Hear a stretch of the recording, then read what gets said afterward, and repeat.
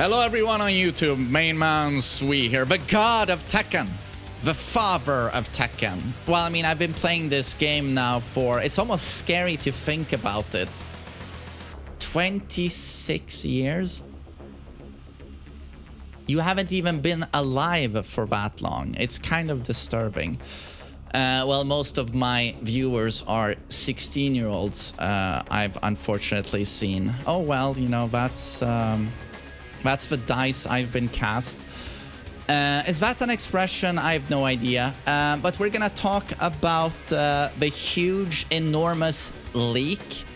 And this was something I didn't want to talk about for quite a while because I felt like I don't want to give it attention considering it's not in Bandai Namco's interest, the Tekken developers. The cards I was dealt, thank you.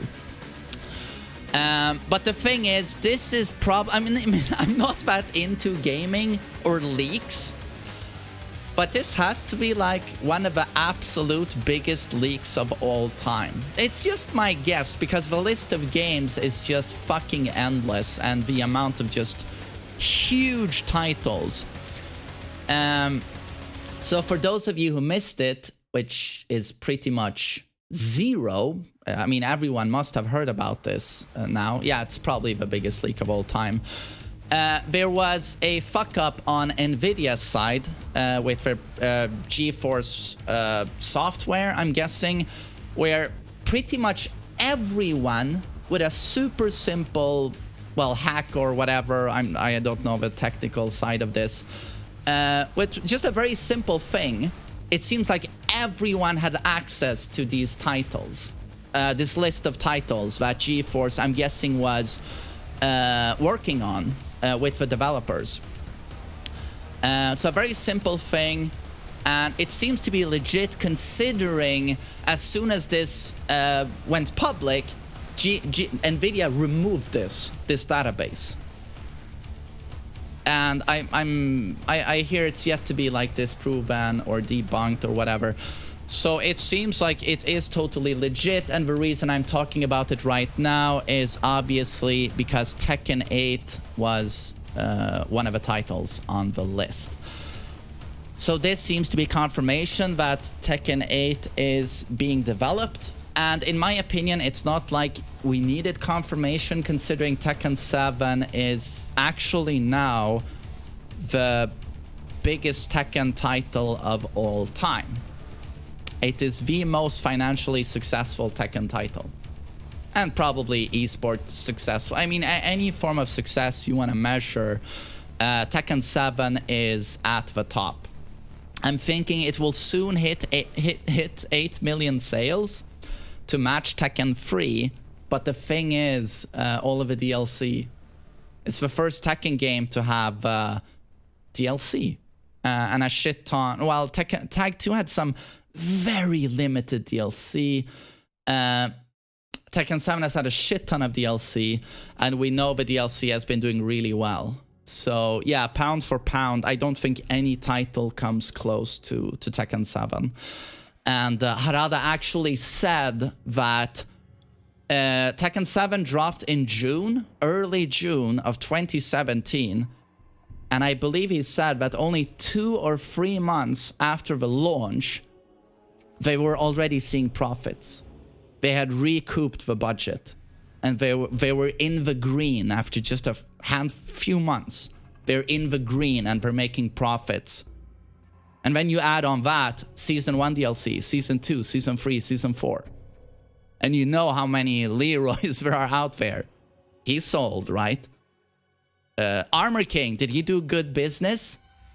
He's been ever since his release, he's been online top 3 to top 5 characters played. So they've sold a couple of Armor Kings. So it's like you know, Tekken 7 has well, I don't know. It's I'm thinking if you take budget into consideration, it's a bigger financial hit and has had a bigger payoff than, let's say, MK11. It's just, I'm just speculating, but I would not be surprised if it's just a bigger profit considering a limited budget. So, yeah, is the biggest Tekken game of all time gonna get a sequel? Probably. And it's so incredible as well to think of like Tag 2 and what a mess that was. 1.5 million sales, almost kills the franchise. Harada has to personally do multiple presentations to the board of directors at Bandai Namco to convince them to believe in his new vision for Tekken 7 with the improved visuals and a more dynamic presentation that's more interesting to watch. Gets it approved, gets a budget. We don't know what the budget looked like, but it probably wasn't massive. And then it's just a huge comeback for Tekken. And it's not only a huge comeback, it's the biggest Tekken game of all time. It's like, as a Tekken fan, yeah, you really gotta stop and think of how lucky you are right now. It's like, it's unbelievable. So yeah, obviously, you're getting a sequel. We're getting Tekken 8. We didn't need confirmation. We knew it was happening, but it's kind of nice to see it either way. And of course, the big question is, when is it going to drop? I believe, and correct me if I'm wrong, but I think Street Fighter 6 was also... Yeah, Street Fighter 6 is also on this list. And this is a game, I think, my guess, it's gonna launch next year in 2022. And that's going to be 6 years after Street Fighter 5 launched. Street Fighter 5 launched in February of 2016, if I'm correct. So it was 1 year, a little bit above 1 year ahead of Tekken 7. So my guess is, and you know how Harada always say about fighting games cannibalize on each other. It's a very niche market, so it just does not make sense to even release a big title the same year as a competitor. So I'm guessing they're going to, and they probably talk about this amongst themselves a lot, especially in the Japanese FGC developing community. So I'm thinking their plan is 2022, Street Fighter 6, and then again 1 year after, just like the same time frame as Street Fighter 5, Tekken 7. So 2023, my guess is the plan for Tekken 8. Would be my guess. And then in terms of what we can expect for Tekken 8, my hope is a really, really good story mode. They attempted it with Tekken 7, but you can see the... it hints... Tekken 7 story mode constantly reminds you of probably limited budget. We need a narrator, right? We can't have the voice actors do... We can't have the Tekken characters carry story mode. We don't have a budget. We can't have all of these characters, so we need a narrator who is also the announcer, right? Just talking about these events. And we can't do it through cutscenes. We're gonna have painted artworks. So it's very dated, right? When you compare it to MK11 story mode, it's a joke. So this is where you can easily see the budgets, right? So I'm thinking Tekken 8, considering the money Tekken 7 made, we're gonna have a very much more ambitious story mode that resembles what NetherRealm Studios does more. We're gonna have more characters, and we're gonna have the characters tell the story, right, instead of a narrator. So now we can have cutscenes throughout all of story mode, involve more characters, much more ambitious in that regard. And we're also gonna have a much more modern product that is also not released in arcades first. It's gonna drop, if it even has an arcade release, I think it's gonna get dropped in arcades and on consoles at the same time. It's gonna be the first Tekken game to do that. I don't think it's gonna hit arcades, you know, years prior to a console release. But I'm hoping it's a much more modern product with stronger rollback netcode, doesn't crash constantly, has much more intuitive features in online, more online modes. It's gonna have a tutorial. Well, knock on wood. That's what I'm hoping. We get a tutorial mode. I mean, basically, just look at Mortal Kombat and NetherRealm Studios. to me, I know it's blasphemy to say in the Tekken community, but MK11 is a much better game than Tekken 7. Now I'm talking as a casual. I'm putting myself in the shoes of a casual player.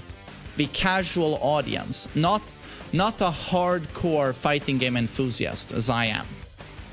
To a casual player, MK11 is a much better product. Story mode, the amount of content, the visuals and the presentation, and the gameplay it can't hold a candle to Tekken, in my opinion. But there's still enough meat there in terms of gameplay to engage anyone. There's enough meat there, right? And the tutorial mode is, in my opinion, flawless. Everything is there. And it's much more stable online. The netcode is amazing.